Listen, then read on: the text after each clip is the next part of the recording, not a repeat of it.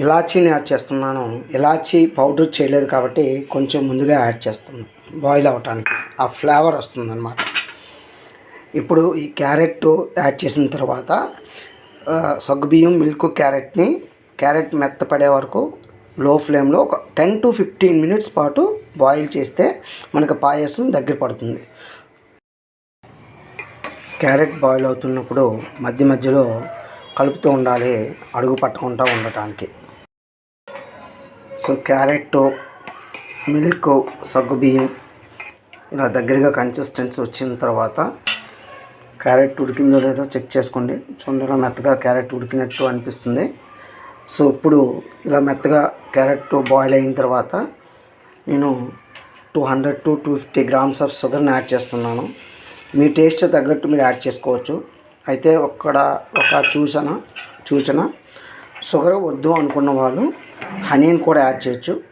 But honey ఇప్పుడు add చేయకూడదు.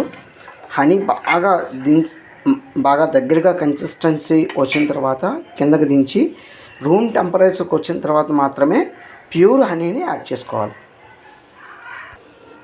ఇప్పుడు ఈ షుగర్ యాడ్ చేసిన తర్వాత ఈ మిశ్రమాన్ని ఒక 5 minutes పాటు లో ఫ్లేమ్లో మీకు కావాల్సినటువంటి కన్సిస్టెన్సీ వచ్చే వరకు కూడా బాయిల్ చేయాలి.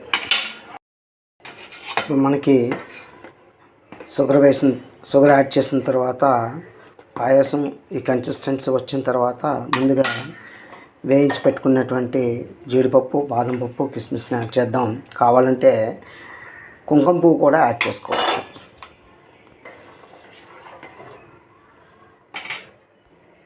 ఇప్పుడు ఈ మిశ్రమానికి 1 tablespoon ఆఫ్ గీ కూడా యాడ్ చేశాను టేస్ట్ కోసం.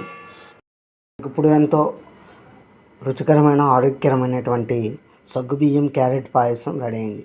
ఈ క్యారెట్ పాయసం తయారు చేయడానికి నేను యూజ్ చేసినటువంటి మెజర్మెంట్స్: 50 grams ఆఫ్ సగ్గుబియ్యం, 200 to 250 grams of carrot, 750 milliliter milk and 200 to 250 grams of sugar. Thank you for watching my channel. Thank you.